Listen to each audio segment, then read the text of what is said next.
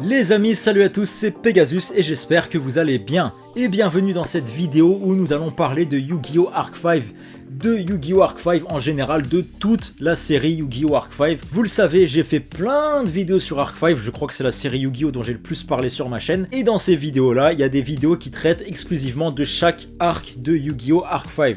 Donc de la dimension standard, la dimension synchro, la dimension Exil, la dimension fusion et la dimension pendule. Et ces 5 vidéos-là, les amis, dans cette vidéo aujourd'hui, j'ai compilé voilà, les meilleurs moments de ces vidéos-là pour que voilà, tout s'enchaîne bien, etc. Pour que vous puissiez découvrir ou redécouvrir l'histoire de Yu-Gi-Oh! Arc 5, qui est une des meilleures séries Yu-Gi-Oh! Et une des meilleures séries de tous les temps, disons-le clairement. Et voilà, donc ensemble on a parlé et surtout analysé arc par arc Yu-Gi-Oh! Arc 5, et dans cette vidéo, tout est compilé pour que vous puissiez apprécier cette série dans sa globalité. Et j'espère passer un très bon moment, les amis. Et ce qui est marrant, c'est qu'il y a certaines vidéos qui datent un petit peu et qu'au cours des vidéos, on voit mon évolution physique. Ça veut dire qu'au début, j'étais pas trop chaud en muscu, tu vois. Et petit à petit, au cours des vidéos, je gonfle un peu, donc ça fait plaisir. Bref, je dis de la merde. Enfin bref, les amis, je vous souhaite un très très bon visionnage. Et n'oubliez pas une chose, c'est que Yu-Gi-Oh! Arc 5, c'est la vie. C'est en avril 2014 que Yu-Gi-Oh! Arc 5 fera son apparition sur les télévisions japonaises. Produit par le studio Gallop, la série prendra fin en 2017 pour un total de 148 épisodes. Malgré que, si je dis pas de conneries, au cours du deuxième arc, une partie de l'équipe de production a dû bouger pour travailler sur le film Yu-Gi-Oh! Dark Side of Dimension. Yu-Gi-Oh! Arc 5 n'en demeure pas moins la série Yu-Gi-Oh! Avec la meilleure réalisation, la meilleure animation, les meilleures musiques et la meilleure histoire, pourquoi pas. Bref, un pur bijou. Bien que ce soit pas ma série favorite, objectivement, il faut reconnaître que c'est un pur chef-d'œuvre. Une adaptation manga de Arc 5 verra également le jour à partir de 2015. J'ai d'ailleurs fait une vidéo sur le manga, n'hésitez pas à aller la voir les amis, parce que le manga lui aussi est ouf.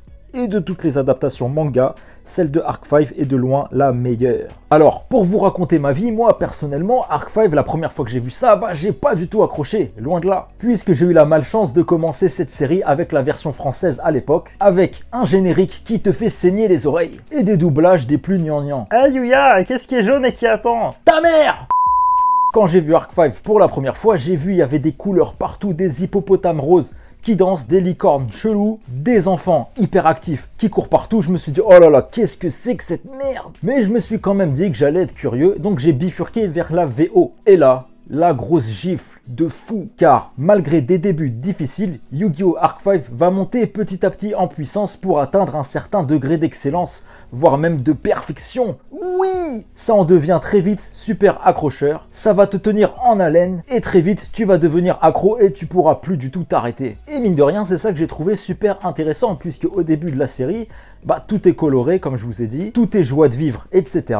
Et tout cela va justement être contrasté par la suite de la série qui est des plus bressons et chaotiques. Yu-Gi-Oh! Arc 5 commence donc comme la série la plus colorée, la plus gnangnan, mais se terminera comme la série la plus sombre et la plus chaotique et la plus dramatique. Mais cette série va faire un travail formidable en équilibrant justement les moments de joie, les moments drôles, etc.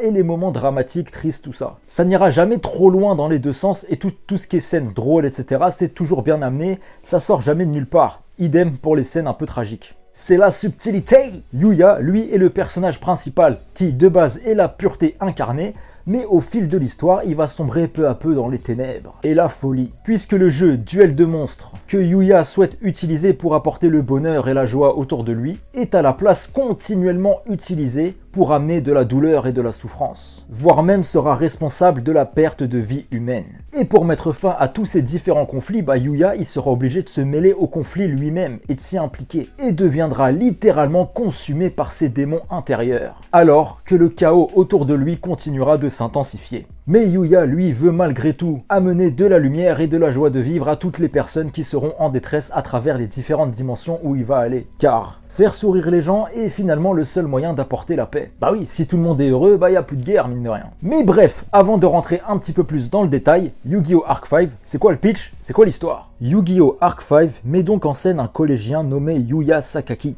qui veut suivre les pas de son père disparu, en devenant un entertainment dueliste, afin d'apporter du bonheur et de la joie autour de lui.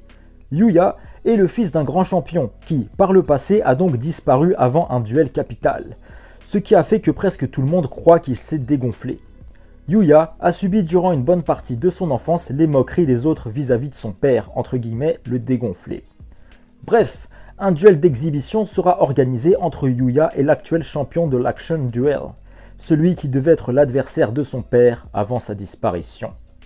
Un moyen pour Yuya donc de laver l'honneur de sa famille. Notre héros sera en mauvaise posture mais parviendra à gagner grâce à une nouvelle méthode d'invocation appelée l'invocation pendule. Cette invocation inédite va susciter la curiosité, en particulier celle d'un certain Reiji Akaba, le patron de la Leo Corporation. Bref, très vite, Akaba Reiji va organiser un tournoi afin de dénicher des duellistes talentueux car il souhaite combattre Academia, une organisation de la dimension fusion qui prévoit d'envahir les autres dimensions et de faire fusionner les 4 mondes. Ils ne vont pas hésiter à user des pires stratagèmes pour y parvenir.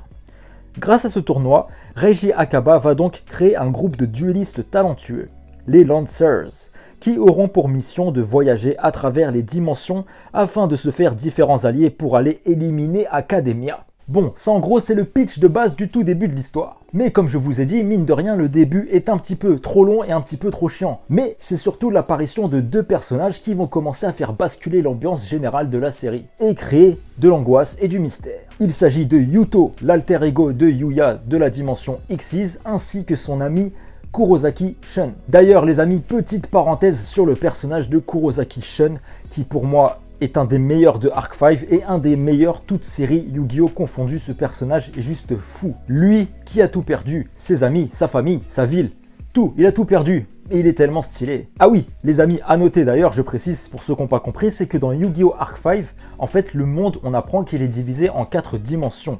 Donc, la dimension standard, où est originaire le personnage principal Yuya.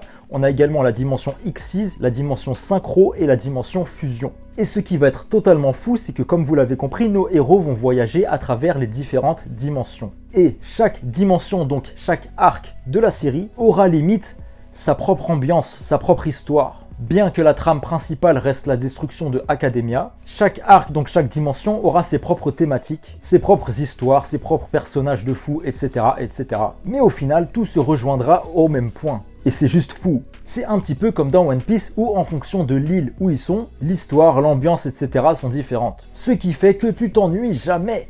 Mais jamais, puisque chaque dimension aura ses propres aventures, ses propres thématiques. Comme je vous ai dit, c'est un truc de fou. Et Yuya, justement, fera tout pour apporter du bonheur et de la lumière partout où il passe. Et ce qui va être super génial dans Yu-Gi-Oh! Arc 5 justement, c'est qu'il ne s'agit pas que de Yuya. Bien au contraire, on a vraiment un casting de personnages incroyable. Ils sont tous super intéressants et surtout tous super bien développés. Que ce soit les personnages principaux, les personnages secondaires ou les personnages secondaires de secondaires. Tout le monde est super bien écrit. Ce qui fait que même un personnage, tu le vois 2 épisodes, mais tu vas le kiffer de ouf, il va te marquer. Ouais, enfin, tu dis ça, mais le grand méchant, au final, c'est juste un mec chelou qui kidnappe des petites filles. Il est pas clair. Ouais, j'avoue, c'est vrai. Les amis, peut-on dire que niveau casting de personnages, aucune série Yu-Gi-Oh! N'arrive à la cheville de Yu-Gi-Oh! Arc 5 ?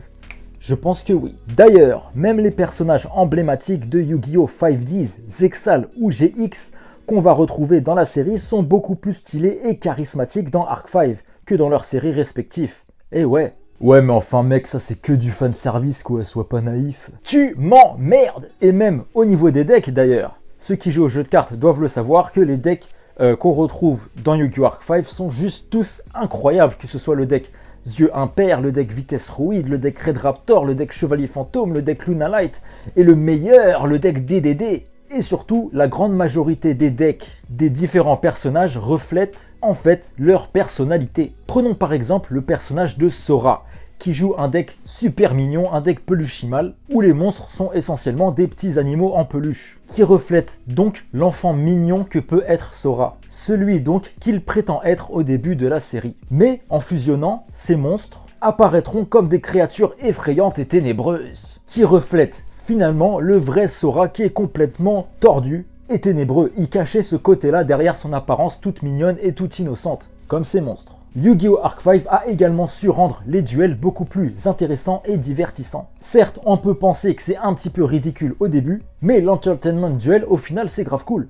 Et puis de base, les duels sont du divertissement, donc c'est lourd. Ils vont également ramener plein d'autres délires, par exemple les riding duels, etc. sur les D-Wheel, machin. Et surtout toutes les autres invocations qu'on peut connaître. Par exemple l'invocation synchro, l'invocation X6, l'invocation pendule donc, l'invocation rituel, l'invocation fusion. Et puis ce qui est intéressant, c'est que vu qu'ils ont la Real Solid Vision, les personnages vont pouvoir se déplacer sur le terrain grâce à leurs monstres. Donc à un moment donné, par exemple, ils vont monter sur leurs monstres pour s'enfuir. Et le fait de faire interagir les monstres de duel dans les scènes d'action et dans l'histoire, mine de rien, je trouve que ça apporte un gros plus et je trouve ça extrêmement stylé. Yu-Gi-Oh! Arc 5 frôle donc par moments la perfection. Oui! Néanmoins, cette série extraordinaire est mine de rien gâchée par une fin qui te laissera en demi-teinte. Puisque la fin est archi floue, elle n'est pas claire du tout. Et malheureusement, je trouve que mine de rien, c'est la série Yu-Gi-Oh! Qui finit, entre gros guillemets, le plus mal. Après, cette fin pas claire, elle peut s'expliquer aussi par le fait que les scénaristes ont peut-être décidé de prendre plus de concepts qu'ils pouvaient en exploiter. Entre les voyages interdimensionnels,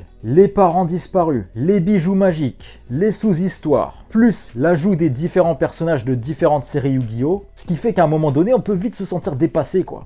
Sale! Le monde de Yu-Gi-Oh! Arc 5 est divisé en 4 dimensions. La dimension standard, la dimension fusion, la dimension X6 et la dimension synchro. Nos héros vont donc se balader et voyager à travers les dimensions, où chaque dimension, donc chaque arc, aura sa propre ambiance, sa propre histoire, ses propres problématiques, etc. etc. Aujourd'hui, nous allons nous intéresser au deuxième arc, donc la dimension synchro. Parce que cet arc, il est totalement fou. Il est tellement stylé et il y a tellement de choses à dire dessus. Et c'est peut-être mon côté fanboy de Yu-Gi-Oh!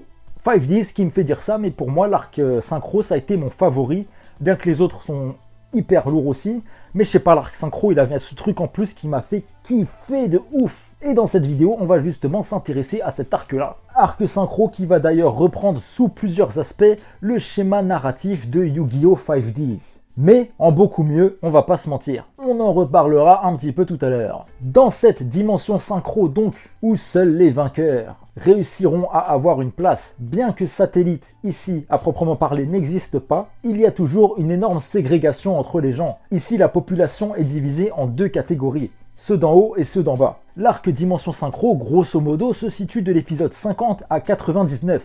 Mais cet arc fabuleux, de quoi il parle? Après avoir formé les Lancers pour lutter contre Academia, Reiji Akaba décidera qu'il faut se rendre dans la dimension synchro afin d'y recruter des alliés. Dimension synchro qui n'a pas encore été attaquée par Academia et qui pour le moment n'a aucune idée de la guerre interdimensionnelle qui se prépare. Bref, à leur arrivée, nos héros se retrouveront séparés dans cette dimension dont ils ne connaissent rien et vont très vite s'apercevoir de la ségrégation permanente à l'intérieur de ce monde. Les habitants sont divisés en 2 catégories, ceux d'en haut qui vivent dans le luxe et ceux d'en bas qu'on appelle les commons qui ne peuvent même pas manger à leur faim. Pour préserver l'harmonie entre ces 2 catégories de population, chaque année, un tournoi de duel est organisé où des habitants de City et des commons peuvent participer et se réunir. Depuis 3 ans, le gagnant de ce tournoi est un certain Jack Atlas, le premier common de l'histoire à être parvenu à gagner ce tournoi et à être passé du statut de common à superstar habitant à City. Car oui, vous le savez, dans Yu-Gi-Oh! Arc 5, il y aura énormément de personnages des séries Yu-Gi-Oh! Précédentes qui vont intervenir. Et dans l'arc synchro, on aura donc plusieurs personnages de 5Ds qui vont faire leur apparition et qui vont être hyper importants, notamment Crow et surtout Jack Atlas. Et on va pas se mytho, le Jack de Arc 5, il est 100 fois plus stylé que le Jack de 5Ds. Oui! Jack Atlas qui apparaîtra comme quelqu'un de froid, de hautain, certains le qualifieront même de traître, car il a soi-disant oublié d'où il vient. Mais que dalle! C'est un homme au grand cœur qui, sous beaucoup d'aspects, ressemblera à Yuya mine de rien. D'ailleurs, leur duel de fin est le meilleur de tout Arc 5, on en parlera un petit peu après. Jack qui dans Arc 5 passera du rôle de rival à celui de grand frère entre guillemets pour Yuya. Jack a ce don pour motiver les autres et faire sortir en eux le meilleur, même s'il peut paraître dur. C'est d'ailleurs grâce à lui que Leira commencera à s'ouvrir. Bref, je vous disais également en début de vidéo que sous plusieurs aspects le schéma narratif de cet arc ressemble énormément au schéma narratif de Yu-Gi-Oh! 5Ds. En effet, Yuya se retrouvera chez les Commons, ensuite il se fera arrêter et ira en prison. Bien que chahuté par les autres détenus au début, il va petit à petit réussir à s'imposer en défiant en duel, en gros le chef des détenus, un certain Tokumatsu, qui était un ancien duelliste professionnel, et lors de ce duel, il a réussi à lui faire reprendre goût au duel et au bonheur que ça procure, ainsi qu'à la joie que ça peut transmettre. Une fois sorti du HEPS, Yuya sera contraint de participer à un tournoi dans lequel le public ne lui fera pas de cadeaux, etc. et où le grand gagnant aura l'honneur d'affronter Jack Atlas.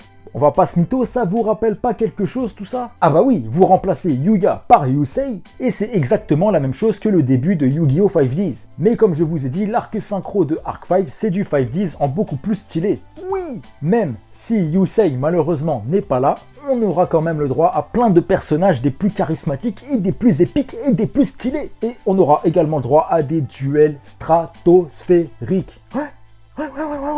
Ah bah oui, dans ce tournoi, il y aura des duels de malades. Et niveau animation, tu t'en prends plein la tronchetta. Dans la ville de City, seuls les vainqueurs sont considérés. Et malgré un message d'unité, ce tournoi cache quand même quelque chose de pas clair. Puisque en effet, chaque personne qui perdra son duel sera envoyée sous terre dans une zone de travaux forcés.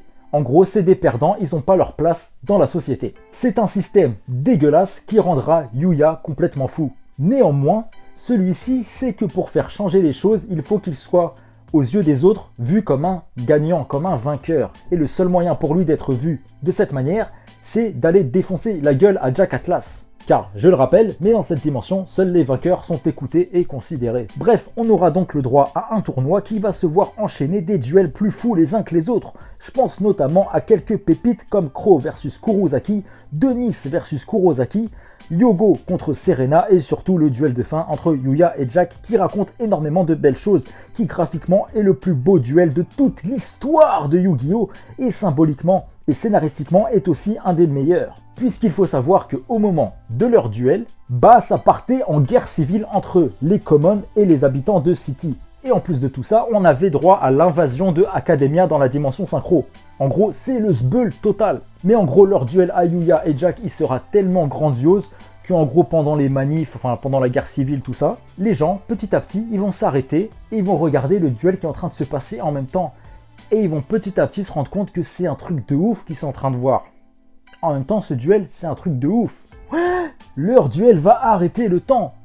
Deux entertainment duellistes face à face qui, grâce à leur combat, vont réussir finalement à unifier les peuples et apporter la paix. C'est beau. Alors qu'une guerre civile était en train d'éclater, Jack ne fera aucun cadeau à Yuya, mais il l'apprécie malgré tout beaucoup.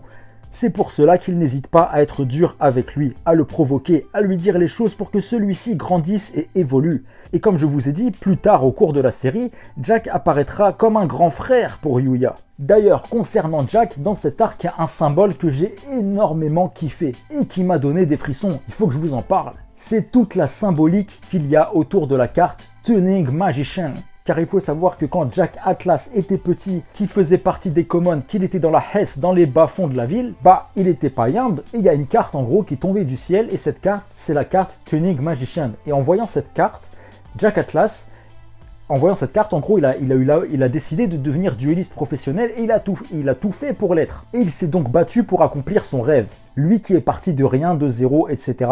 Aujourd'hui, c'est devenu une star mondiale. Bref, une fois devenu une superstar, Jack Atlas, il va rencontrer un enfant common qui s'appelle Sam, qui est extrêmement fan de lui. Et en gros, il va lui donner cette carte, Tunic Magician. Et il va donc dire au petit garçon que cette carte lui convient, qu'elle est faite pour lui. Mais Sam, il a interprété ça comme une insulte en fait, étant donné le faible niveau de cette carte, son effet bizarre est qu'elle a 0 d'attaque. Une carte qui, à première vue, donc, semble éclater. Et de là, le petit Sam a développé une haine et une rancœur envers Jack Atlas et les habitants de City. Bref, et au cours du tournoi, Sam, qui est devenu un employé qui en gros s'occupe des participants au tournoi, il va donner cette carte à Yuya et il demandera à Yuya de gagner pour défoncer Jack Atlas et lui rendre cette carte dans la gueule. Mais lors du duel entre Yuya et Shinji, Yuya, il va utiliser cette carte Tunic Magician et c'est elle qui va lui permettre de gagner ce magnifique duel. D'ailleurs, lorsque Yuya a joué cette carte, Jack il a compris et il a souri direct. Et le message derrière tout ça, c'est que toutes les cartes et les personnes ont un but et un rôle à jouer, peu importe leur classe sociale. Même une carte qui à première vue peut paraître insignifiante peut accomplir de très grandes choses, à l'image des commons. Enfin bref, suite à leur duel, Yuya et Jack, ils ont finalement, comme je vous ai dit, réussi à unir les tops et les commons et apporter la paix. Et en voyant tout cela se dérouler, le conseil exécutif de la ville a décidé donc de se retirer et d'abolir définitivement le système de classe sociale, unissant ainsi véritablement la ville comme une seule et laissant l'avenir de la ville à ses habitants. Mais dans cet arc, il ne s'agit pas uniquement d'un tournoi avec des duels spectaculaires. En parallèle, il se passe énormément de choses des plus intéressantes et des plus stylées. Puisqu'on en apprendra un petit peu plus sur Academia, on verra la vraie nature de Denis qui est originaire de Academia et qui avait infiltré les Lancers pour pister Serena. On aura également l'invasion de Academia pendant le tournoi, les problèmes sociaux entre les tops et les commons, le lien qu'il y a entre Yugo, Yuri, Yuya et Yuto, etc. qui commence à être beaucoup plus clair pour nous. Bref, il se passe trop de choses, c'est trop stylé. Et on aura surtout le retour de Sora, qui est venu dans la dimension synchro de base pour sauver Yuzu de Academia, parce que Academia il voulait kidnapper Yuzu également. Et Sora se battra finalement du côté des Lancers. Sora que jusque-là on prenait pour une ordure de la pire espèce, mais qui finalement s'avère être un personnage hyper touchant. Lui qui a été éduqué comme un enfant soldat à Academia, mais qui malgré sa mission c'est quand même beaucoup attaché à Yuzu et Yuya. Ce sont ses premiers amis. Et en plus de tout ça, on a également la menace Jean-Michel Roget, en gros le chef de la sécurité de City, qui est originaire de la dimension fusion, mais qui au final veut la mettre à l'envers à Academia. Et il souhaite contrôler et reconstruire la dimension synchro pour en faire son royaume. Mais bon, il va se faire éclater la gueule par Mister Akaba Reiji et son deck DDD. Bref, et à cause de Jean Mich et ses conneries, une sorte de trou noir fera son apparition dans le ciel et nos personnages vont se faire absorber en gros et vont se retrouver par la suite dans la dimension X6 à Heartland City. Heartland qui est en ruine à cause de Academia, vous le savez. Mais bon, tout ça, il s'agit d'un autre arc. Que dire de plus si ce n'est que cet arc est une pure masterclass avec de l'émotion, des frissons, du suspense, de l'épique, du tragique, des trahisons et de l'amour. Oui, un Jack Atlas magistral. Bref, tout est réuni pour vous faire péter un câble. Bien que, on va pas se mentir, vers le milieu de l'arc, ça commence à traîner un petit peu trop longtemps avec la coupe de l'amitié et toutes ces conneries. Mais bon. Tout d'abord, il faut savoir que l'arc X6 est extrêmement court et qui dure environ une dizaine d'épisodes. Ce qui signifie qu'il est littéralement 4 fois plus court que l'arc synchro qui a été juste avant. Après, le fait que cet arc soit aussi court peut également s'expliquer par le fait que on entend parler de Heartland City et de la dimension X6 depuis le début de l'animé. Donc dès que nos héros arriveront dans cette dimension, on sait déjà où on met les pieds. On n'a donc pas à nous expliquer tout un contexte, etc. Et puis bien sûr, c'est la qualité qui compte et non pas la quantité. Et oui, et pour être honnête, cet arc, je l'ai grave kiffé. Oui. Oui.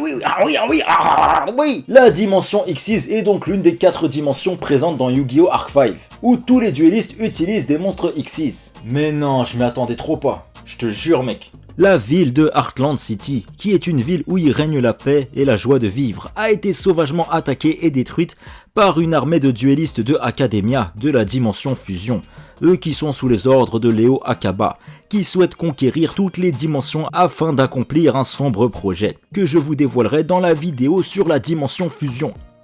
L'attaque de Academia sur Heartland City a entraîné la transformation d'un grand nombre d'habitants en cartes.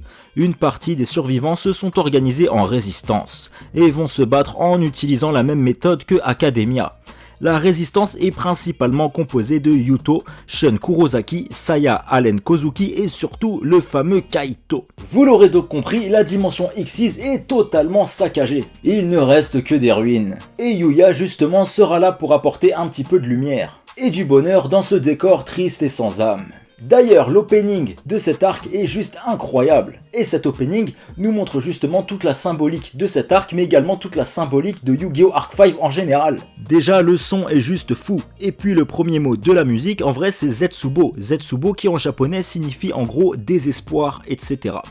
Durant toute la première partie du générique, on nous présente Heartland sous les bombes, des larmes, de la tristesse, le son est assez sombre, etc. Et arrive ensuite Yuya, qui va débarquer en même temps que le refrain. Et d'un coup, le générique sera plein de couleurs, d'optimisme et de joie de vivre. Et ce générique, pour moi, c'est un des meilleurs, voire même le meilleur. Bref, à Heartland City, la résistance s'est donc formée après que la ville ait été envahie et saccagée par Academia. Pendant cette invasion, Ruri, la sœur de Kurosaki, a été capturée et aucun des membres de la résistance ne savait où elle se trouvait. Mais après avoir découvert que Leo Akaba avait un fils, Yuto et Shun ont conclu que s'ils capturent ce fils, ils pourraient faire un échange d'otages et récupérer Ruri. Alors, ils sont allés à la dimension standard pour cibler les étudiants de la LDS afin d'attirer Reiji, fils de Leo Akaba, à eux. Mais malheureusement, quelques temps après le départ de Yuto et Shun, Academia a mené d'autres assauts sur Heartland. Et la majeure partie de la résistance a été anéantie, et les survivants sont restés reclus. Kaito a également choisi de couper les ponts avec le reste de la résistance, après que sa famille ait été scellée dans des cartes. Il cherche maintenant à se venger en solitaire, de la manière la plus violente possible. Lorsque Yuya, Gogenzaka, Kurosaki Shun et Sawatari ont été envoyés dans la dimension Xyz, après que Jean Mich ait ouvert un portail dimensionnel avec ses conneries dans la dimension synchro, d'ailleurs les amis n'hésitez pas à aller voir la vidéo que j'ai faite sur l'arc synchro. Bref, à leur arrivée déjà, Sawatari il s'est réveillé comme ça et il croyait qu'il était encore dans la dimension synchro et il dit oh là qu'est-ce qui se passe, City a été anéanti. Mais non, il s'agit de Heartland. Heartland qui est maintenant, vous l'avez compris, un champ de ruines. Un désert de tristesse. Bref, Kurosaki Shun, lui, il s'est séparé du groupe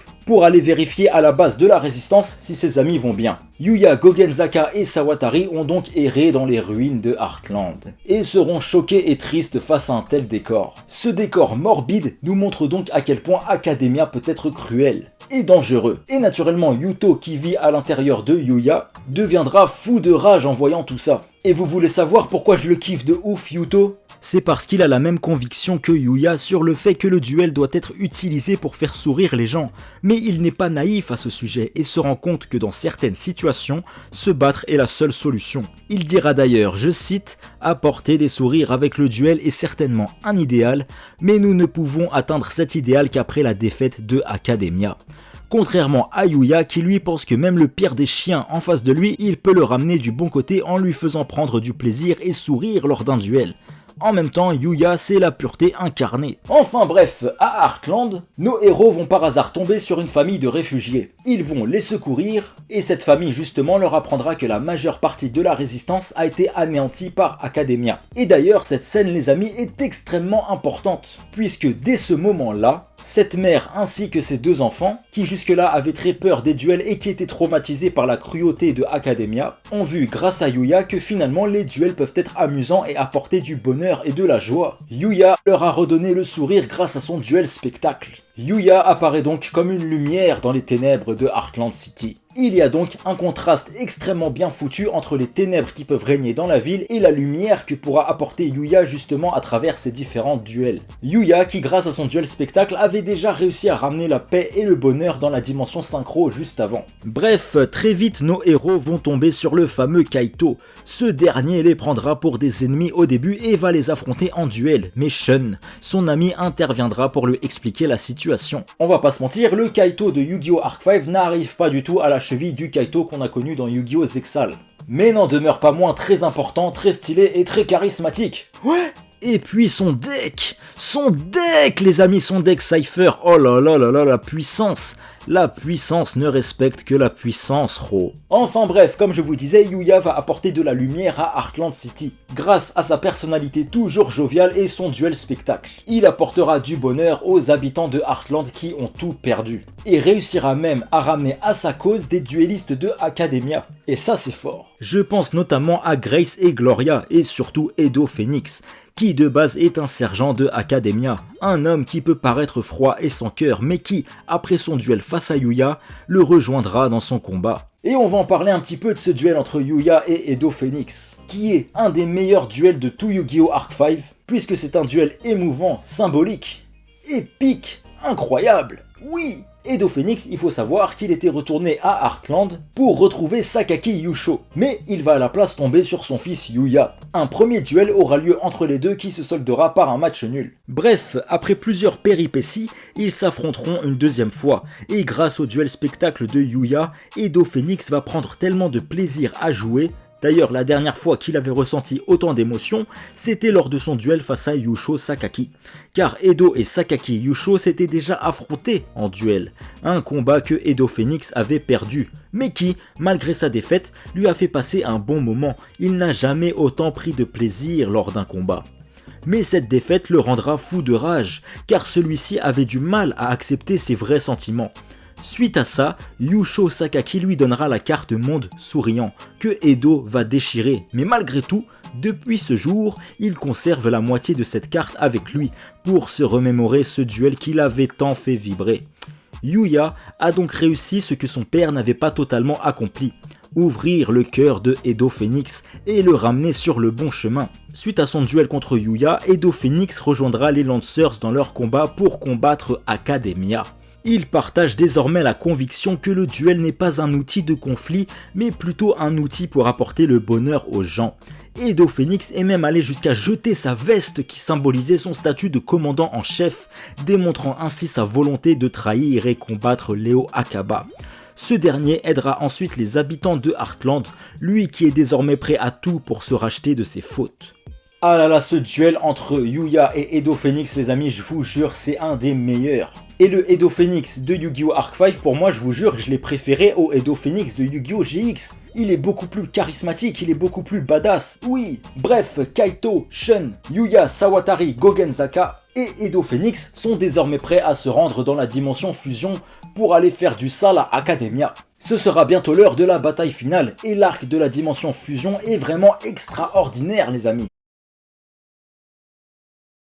L'arc fusion, on va pas se mentir, c'est celui qu'on attendait depuis le tout début de la série. Nos héros vont enfin se rendre à Academia pour faire du sale. Et on va pas être déçus, puisqu'il va se passer énormément de choses. Mais aussi quelques petits trucs qui vont nous laisser un petit peu pantois. Puisque dans cet arc, on aura des révélations sur tous les mystères qui planaient jusque-là. Des duels stratosphériques, des personnages incroyables, de l'action, de l'émotion, de l'amour. On va passer du rire aux larmes. Et ça, c'est ce qu'on aime. L'arc fusion est donc un arc incroyable. Bien que certains épisodes y vont vraiment nous casser les couilles. Après avoir quitté la dimension X6 avec l'aide de Edo Phoenix, nos héros vont donc se rendre à Academia pour la bataille finale. Et arrivé là-bas, Yuya en apprendra un petit peu plus sur l'histoire de son père et notamment sur ses relations avec Akaba Leo mais aussi Akaba Reiji. Akaba Leo qui veut tout faire pour unifier les 4 mondes afin de ressusciter sa fille Rei. On apprendra également l'histoire derrière la création des 4 différents mondes. On apprendra tout sur l'origine de Yuya, Yuto, Yuri et Yugo, ainsi que sur Yuzu, Rin, Serena et Ruri. Et en fait, le point de départ de tout ce bordel, c'est l'histoire d'un homme au cœur pur qui finalement a sombré dans les ténèbres. Enfin bref, pour que tout soit plus clair, petit flashback. À l'origine, il n'existait qu'un seul monde, le monde original. Akaba Leo était un scientifique qui y menait une existence paisible avec sa fille. Il créa un jour la Real Solid Vision qui permettait de donner une masse aux hologrammes et ainsi apporter plus de réalisme au duel de monstres. Mais ceci s'avérera être la plus grande erreur de sa vie. Un jour, un certain Zark se fit de plus en plus remarquer par ses victoires lors de duels et devint petit à petit le chouchou du public. Alors que Zark ne pensait qu'à faire du divertissement et apporter le sourire aux gens, le public, lui, réclamait toujours plus de sang et de violence lors des duels. Il ne voyait plus ça comme un simple divertissement, mais plutôt comme un combat sanglant de gladiateurs. Dès lors, le style de jeu de Zark devient de plus en plus violent, et au fur et à mesure, celui-ci est devenu obsédé à l'idée de devenir encore plus fort. En gros, pour la faire courte, il a totalement vrillé et c'est devenu le Shaitan. Et en plus de ça, il allait amener le monde à sa perte, ce fou. Jusqu'à ce que Rei, la fille de Leo Akaba, s'oppose à lui avec 4 cartes contenant les énergies naturelles de la Terre, créées par Leo Akaba, arrêtant ainsi la terreur de Zark au prix de la division du monde en 4 dimensions. Et l'esprit de Rei sera également divisé en 4. Un fragment de son âme se retrouvera à l'intérieur de chaque dimension. Celle-ci se verra donc réincarnée en la personne de 4 jeunes filles. Yuzu dans la dimension standard, Rin dans la dimension synchro, Serena dans la dimension fusion et Ruri dans la dimension X6. Cependant, Zark, lui non plus, n'a pas complètement disparu puisque son affrontement contre Rei a aussi provoqué la scission de son âme en 4 fragments, et chacune de ses âmes s'est réincarnée donc en 4 garçons qui ont une ressemblance frappante avec lui. Il se réincarnera donc en la personne de 4 garçons dans les différents mondes. Yuya Sakaki dans la dimension standard, Yuto dans la dimension X6, Yugo dans la dimension synchro et Yuri dans la dimension fusion. Suite à ça, Léo Akaba se retrouvera dans la dimension standard et essaiera de commencer une nouvelle vie et se liera d'amitié avec Yusho Sakaki. Toutefois, il n'a jamais oublié sa fille et veut désormais tout faire pour la ressusciter. Et pour ce faire, il doit réunir ses 4 réincarnations. Et en apprenant tout ça, forcément on comprend mieux pourquoi Yuya, lui, la réincarnation de Zark, sombrait parfois dans les ténèbres et la folie, et aussi le lien qu'il peut y avoir donc entre lui et ses jumeaux des autres dimensions, puisque à chaque fois qu'ils étaient ensemble, il commençait à se passer des événements paranormaux.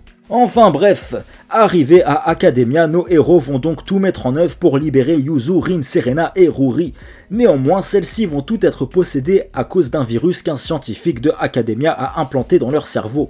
Du coup, c'est la merde. Akaba Léo réussira à mettre la main sur ces 4 jeunes filles et pourra commencer ses machinations. Dans la dimension fusion, c'est également l'occasion pour nous de découvrir, ou plutôt de redécouvrir, le personnage de Asuka Tenchoin. Mon personnage féminin favori de toute l'histoire de Yu-Gi-Oh! Et on va pas se mentir, là niveau flow et niveau charisme, elle est au max de la maxence. Personnellement, j'ai beaucoup plus aimé son rôle et son attitude dans Arc 5 que dans GX, elle qui a intégré la résistance de la dimension fusion et qui se bat contre Academia. Résistance qui est d'ailleurs menée par Yusho Sakaki, le père de Yuya. Mais malgré son flow, son charisme et sa puissance, celle-ci se fera battre à plate couture et se fera transformer sans pitié en carte par Yuri.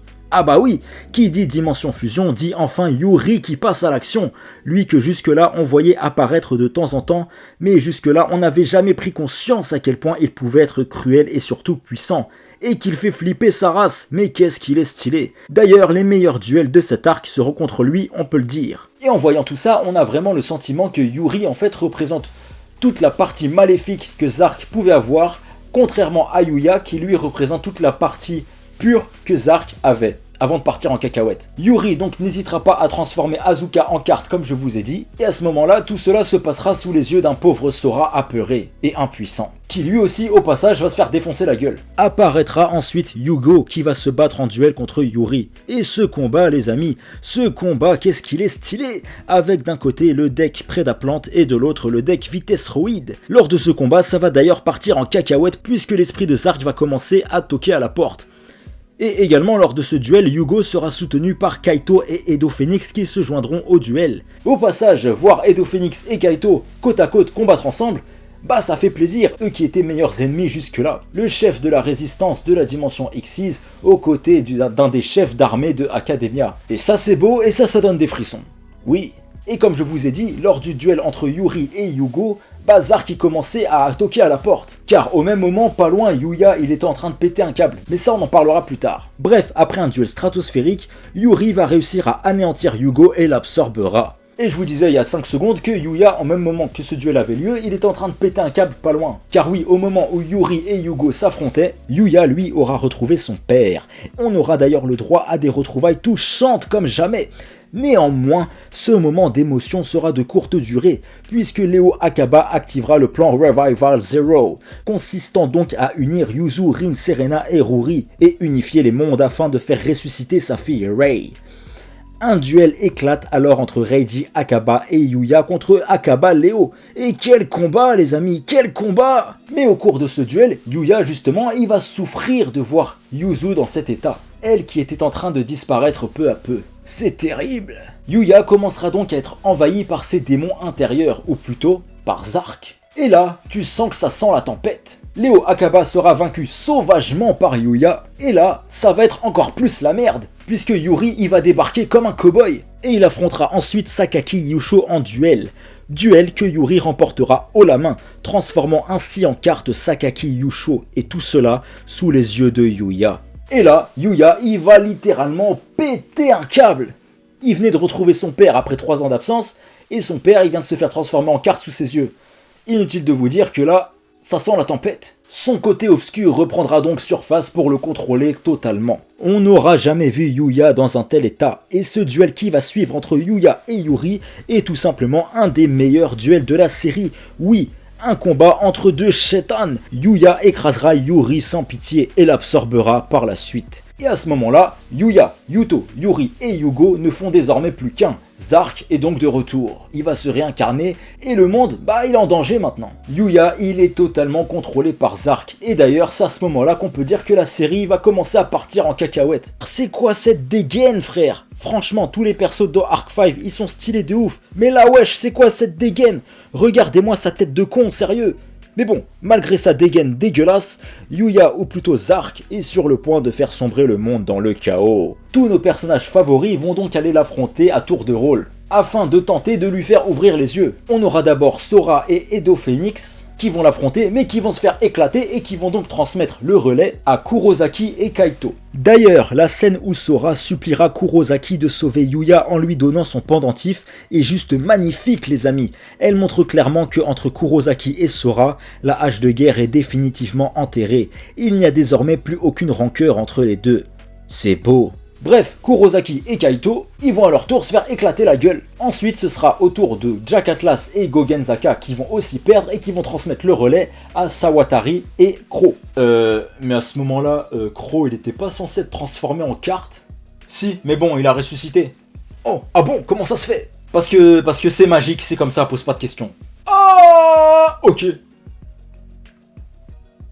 Bref, tous nos héros, vous l'avez compris, vont se faire éclater deux par Zark. Même Akaba Reiji qui fera équipe avec Akaba Leo, son père, qui combattront Zark côte à côte mais qui vont quand même se faire éclater la gueule comme je vous ai dit. D'ailleurs, les voir combattre ensemble, mine de rien, c'est juste beau. Le père et le fils, qui étaient en conflit, montreront finalement à travers ce duel qu'ils tiennent l'un à l'autre. L'émotion, les amis, l'émotion, c'est ça qu'on aime. Bref, tout semble alors perdu jusqu'à ce que Leira apparaisse. Leira qui était possédée par l'esprit de Rei et qui réussira, contre toute attente, à vaincre Zark. L'histoire se répète. Après la défaite de Zark, le monde sera à nouveau divisé en 4 dimensions. Et la dimension standard s'appellera désormais la dimension pendule. Zark est donc vaincu et nos héros retourneront à leur vie normale. Néanmoins, la plupart n'ont plus aucun souvenir de ce qu'il s'était passé. Yuzu, quant à elle, n'est plus là. Elle n'existe plus. Yugo, Yuri et Yuto non plus, mais visiblement, tout le monde s'en bat les couilles. Enfin bref les amis, selon moi, tout ça, c'est un autre arc que l'on appellera la dimension pendule. C'est à ce moment-là qu'on peut dire que la série part en cacahuète totale, alors qu'elle aurait pu se terminer avec la fin de Zark, où tout le monde est heureux, tout le monde redevient, les 4 mondes, etc.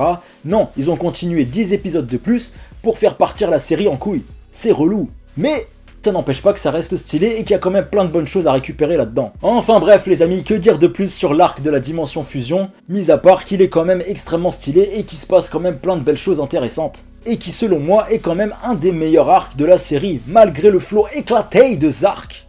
Tu lâches pas l'affaire avec ça en fait, hein. Non mais sérieux, t'aimes-moi cette gueule frère. C'est quoi cette dégaine dégueulasse? Mais qu'est-ce qu'ils lui ont fait? Je m'en remettrai jamais. L'arc fusion se termine avec la défaite de Zark. Rei a pris possession de Leira et a de nouveau réussi à vaincre Zark. Résultat, le monde est à nouveau divisé en 4 dimensions. La dimension standard à laquelle appartient Yuya s'appelle désormais la dimension pendule. Pourquoi? Je sais pas. Suite à tout ce bordel, le monde semble être en paix. Tout le monde mène sa petite vie au calme. Tous ont oublié ce qu'il s'est passé. Tous sauf Akaba Reiji. Et là, déjà, il y a un petit problème. Comment ça se fait que tout le monde a perdu ses souvenirs, sauf comme par hasard Akaba Reiji? On saura jamais. Et aussi, pourquoi il n'y a que les habitants de la dimension standard qui ont perdu leurs souvenirs. Enfin, la dimension standard, pardon, la dimension pendule. Enfin bref, Akaba Reiji qui enverra une invitation à Yuya pour que celui-ci participe au championnat junior. Comme au tout début de la série quoi. L'histoire se répète. Le tournoi aura alors lieu sous format de Battle Royale entre Yuya, Gogenzaka, Sawatari et Tsukikage. Et au cours de ce duel, Yuya et les autres vont retrouver leurs souvenirs petit à petit. Yuya se remémore alors qu'il est Zark. Sauf que les ténèbres ont désormais quitté son cœur. Ténèbres qui sont désormais en Leira qui a pris la forme d'un bébé. C'est entre guillemets le prix à payer pour avoir vaincu Zark. Sauf que Leira ne sourit plus et est un bébé presque sans âme.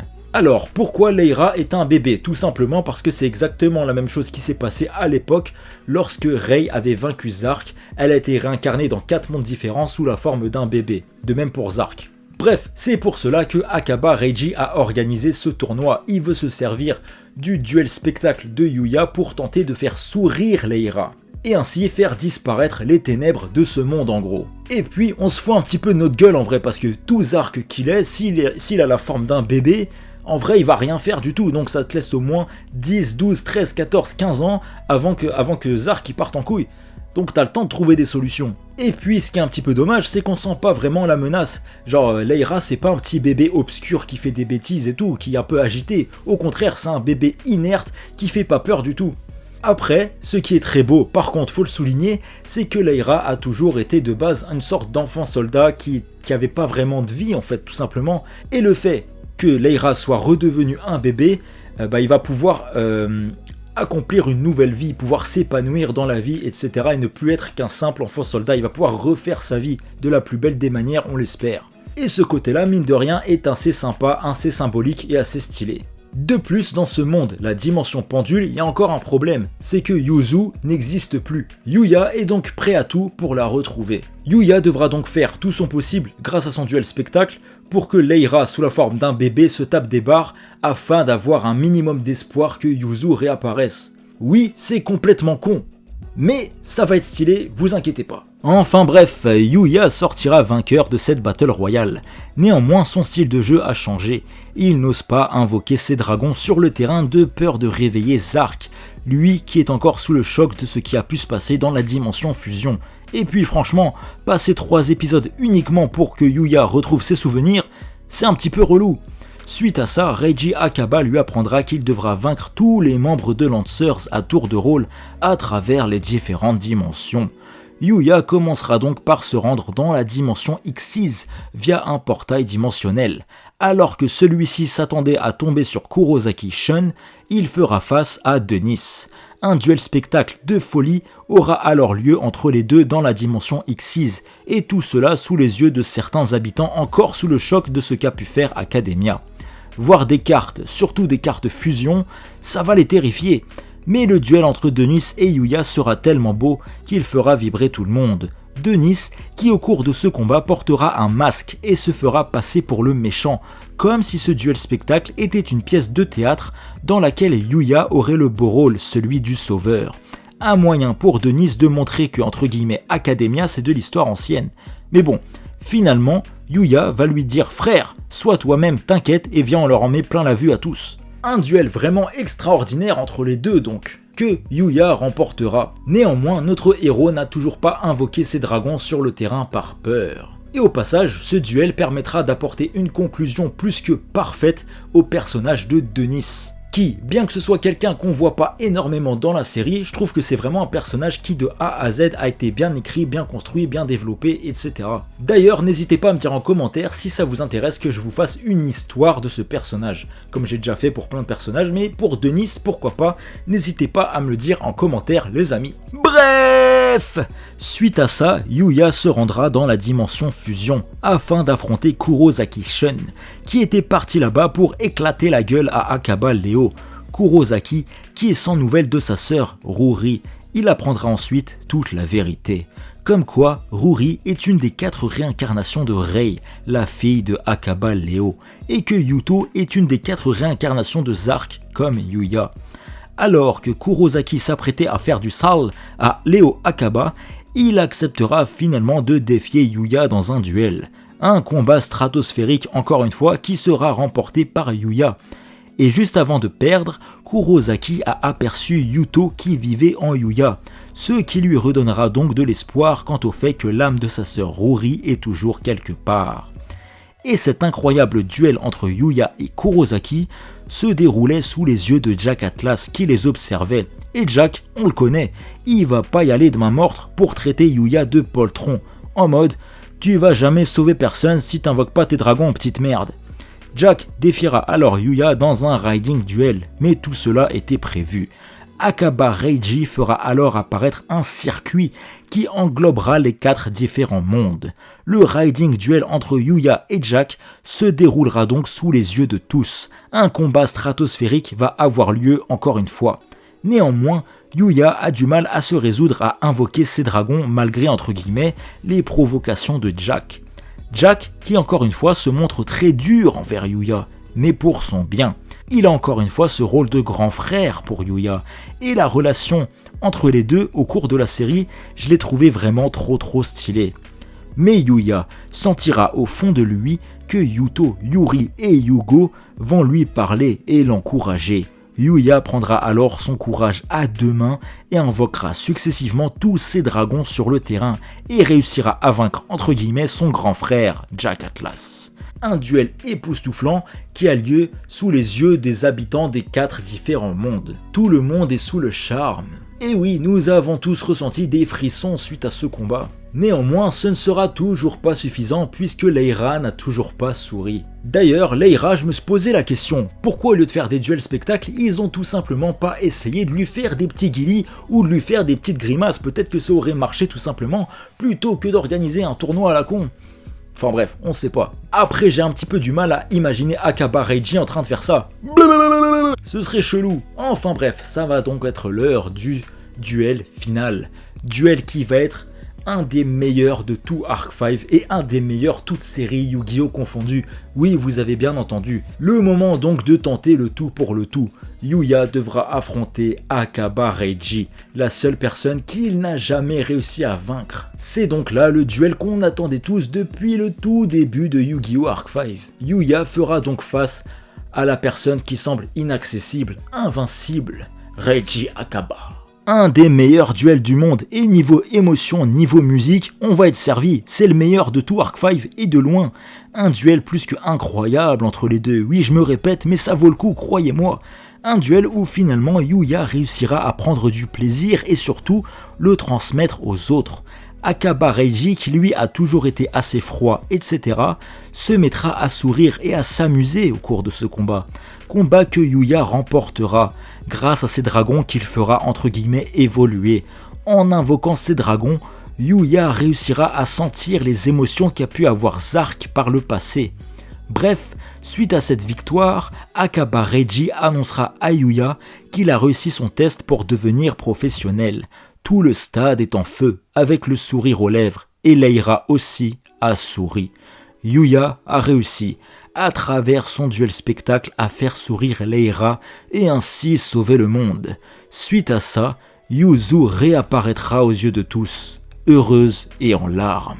Yuzu, Serena, Ruri et Rin ne font désormais plus qu'une, et Yuya, Yuto, Yuri et Yugo ne font désormais plus qu'un. Alors, même si cette fin elle est totalement what the fuck, elle donne quand même des frissons. La fin est super belle mine de rien avec la musique, la réalisation, etc. Même si le propos est pas spécialement ouf. Et petite question, dites-moi en commentaire les amis, pourquoi avoir fait en sorte de faire disparaître Yuto, Yuri et Yugo? En vrai c'est des personnages qu'on a tous kiffé, et d'un coup tu les fais disparaître, et visiblement ça, tout le monde s'en carre la nouille quoi. Et petit truc gênant aussi, c'est qu'ils traitent ça comme une fin heureuse, une happy end, etc. Alors que Kurosaki Shun par exemple, il a perdu sa sœur et son meilleur ami. Non mais franchement, regardez-moi la gueule de Kurosaki Shun à la fin, ça c'est pas la tête de quelqu'un qui vient de perdre son meilleur pote et sa sœur ça. N'importe quoi. Et franchement ça aurait été cool d'avoir une fin encore plus heureuse où tu vois les 4 garçons et les 4 filles qui sont vivants tout simplement, entourés de tous les autres. Enfin ils sont toujours vivants à l'intérieur de Yuya et Yuzu, mais ils apparaissent pas physiquement tu vois. Ça aurait fait une image de fin encore plus belle je trouve, surtout qu'au final le monde il est encore divisé en 4 dimensions, donc pourquoi les avoir fait disparaître? Je comprends pas trop. Après attention, je suis personne pour juger ce qu'il fallait faire ou quoi, hein. Mais bon, je trouve ça dommage le traitement qu'on a fait à ces personnages. Après tout ça peut s'expliquer par le fait que Yu-Gi-Oh! Arc 5, bien qu'étant un pur chef-d'œuvre, a quand même traité énormément de concepts différents, c'est-à-dire qu'il y a trop de concepts etc. Et que pour tout bien faire finir, c'est vrai que c'est extrêmement compliqué. Comme j'ai déjà dit, ils ont traité plus de concepts qu'ils pouvaient en maîtriser. Et mine de rien, plein de questions vont rester en suspens à la fin de l'anime. Enfin bref les amis, n'hésitez pas à me dire en commentaire ce que vous avez pensé de la fin de Yu-Gi-Oh! Arc 5. Et malgré tout ce bordel, on va pas se mentir, il y a quand même énormément de positifs à en retirer. Notamment sur la qualité de l'animation, les musiques, les duels stratosphériques, etc. Après c'est vrai que les 8 derniers épisodes, on aurait pu s'en passer, mais bon, c'est comme ça. Ah, Yu-Gi-Oh! Arc 5, c'est tellement bien les amis, j'espère que cette vidéo vous aura plu. N'hésitez pas à me dire en commentaire ce que vous pensez de cette magnifique série qu'est Yu-Gi-Oh! Arc 5 et surtout quel arc vous avez préféré de Yu-Gi-Oh! Arc 5. Vous l'avez compris, pour moi, c'est l'arc synchro que j'ai adoré, mais aussi l'arc X6, l'arc fusion, enfin bref, j'ai tout adoré, mais vraiment l'arc synchro quand même, je trouve qu'il se démarque un petit peu. Enfin voilà les amis, merci d'avoir regardé cette vidéo. Quant à nous, on se retrouve très vite sur la chaîne, comme d'habitude, pour plein d'autres vidéos manga, animés, etc. Et plein d'autres vidéos sur Yu-Gi-Oh! Bien évidemment, qui vont arriver, peu importe la série Yu-Gi-Oh! C'est toujours extraordinaire, et il y a toujours plein de choses à dire. Donc les amis, d'ici là, surtout, prenez soin de vous, à bientôt, salut!